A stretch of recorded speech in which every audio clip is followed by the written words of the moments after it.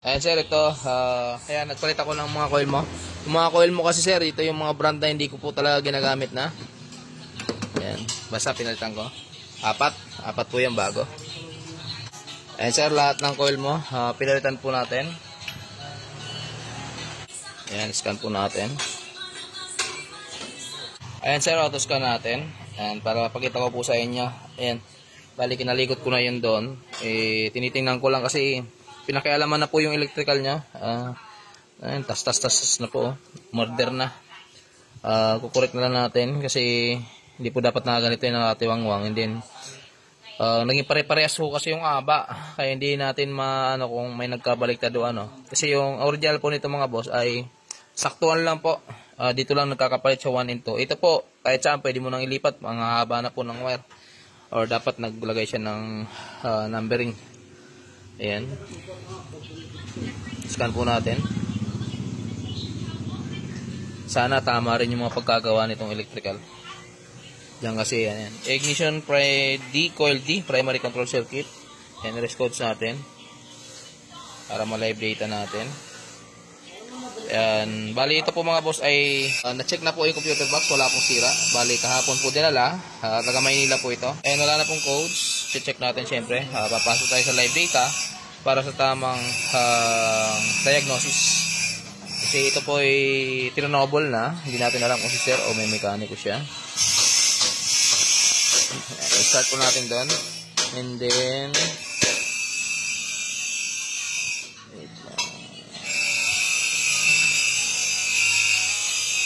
wait lang, incomplete ito eh. Doon tayo sa kabila papasok. Doon tayo mismo sa Toyota. Ito sa Toyota. Pumasok kasi tayo mga boss sa check engine lang. Kasi sinik lang natin kung ano yung problema doon sa check engine nya.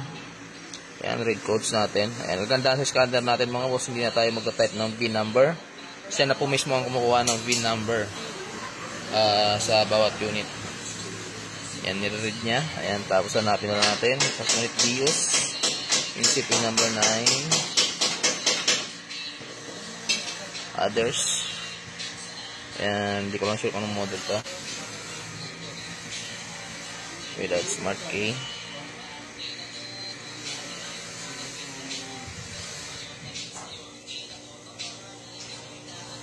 Ayan po, la-live data natin mga boss.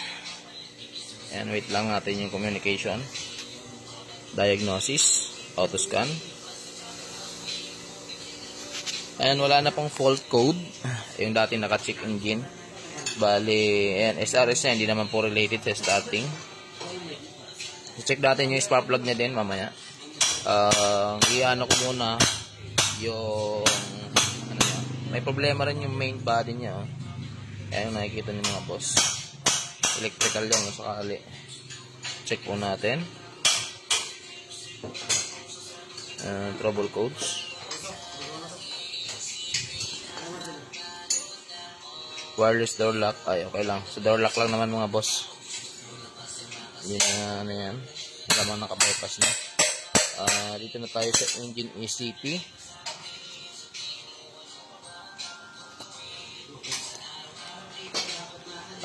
Live data. Ayan.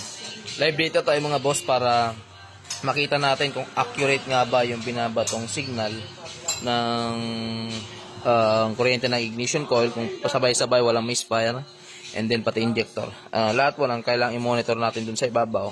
Dito natin makikita mga boss.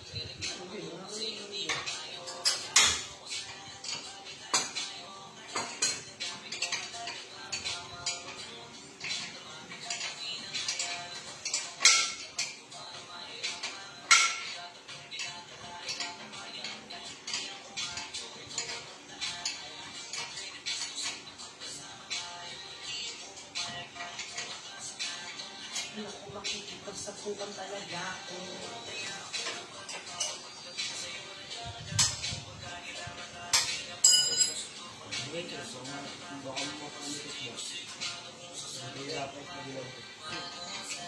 Iisipin na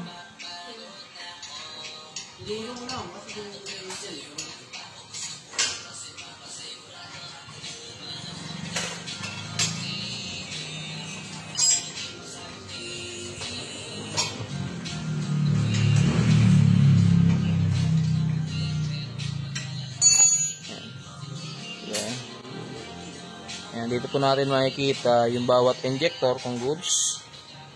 Tawagan mo lang si Mac.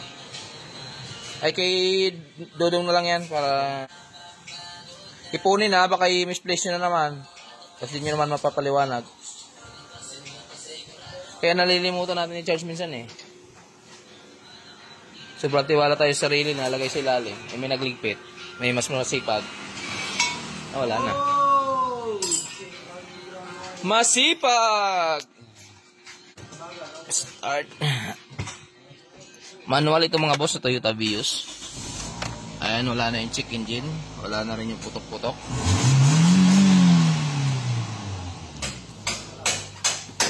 Check lang po natin mga boss.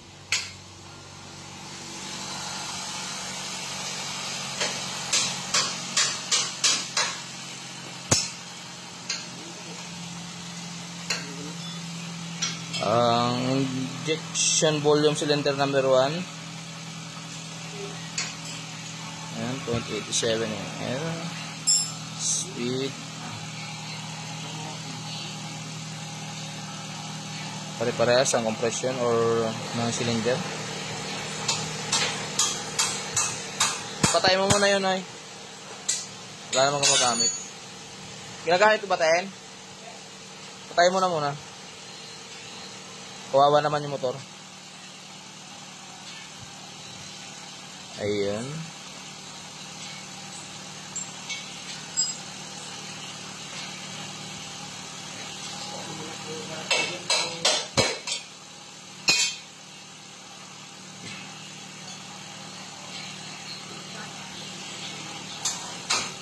Ayan sir, tingin ko okay na.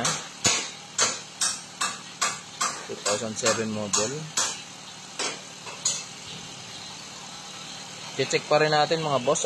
Maliban dito sa scanner natin, i-check natin yung actual test pagdating sa ignition coil. And wala na tayo nakita naka-red na may problema.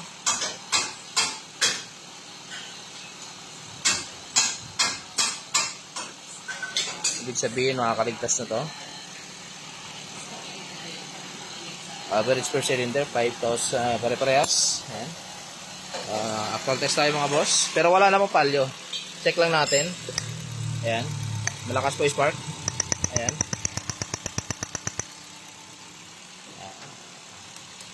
Papakita ko sa inyo mga boss yung spark. Patunay na okay na yung cylinder. Ayan po. Ayan. Nakita nyo yung kuryente. Sulit na sulit. Malakas. Pare-parehas. Dito naman po sa isa.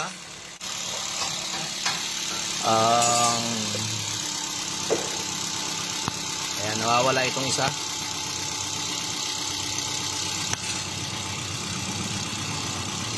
Yung kakaroon nawawala. Ayan, meron. May lumalabas. Okay. Babalikan natin itong isa mamaya. Check muna natin yung tatlo. Ito meron na rin sir. Ayan.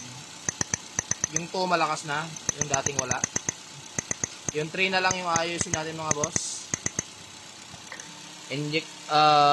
Ignition coil number 1. Okay po. Ayan. Ibig sabihin, ito na lang po number 1 ang i-correct natin. So, number 1 na lang. Meron naman. Kaya lang nagkakaroon po ng misfire. Ayan. I-correct natin. Ayan mga boss. Number 3. Check natin. Check natin ulit isa-isa para wala kayong duda. Number 4. Ayan, malakas. Number 3. Ayan, meron na boss. Yung number 3. Ayos po. Number 2. Ayan, meron na sir. Number 1, meron na rin po. Ayan, ligtas na kayo sir sa problema. Ayan. Ayan. Hindi na nagbago yung number 3. Ayos na. Ayan sir, thank you so much po sa tiwala sa Almar Autocore. Ayan. Yung inyong Toyota Vios. Ayan, sasama ko na rin sir. Palitan namin yung spark plug mo para mawala yung putok-putok dun sa likod. Ayan. Pag gano'n kasi may putok-putok, yan, minsan yung brand kasi ng spark plug nyo. And thank you so much po. Mura pagawan sa Cavite. So sa mga boss, Waze or Google Maps, Almar Auto. Cellphone number namin is 0946-882-1593. Thank you so much po. Taga Maynila ito. Dumayo pa sa atin. Ayun. Maraming salamat.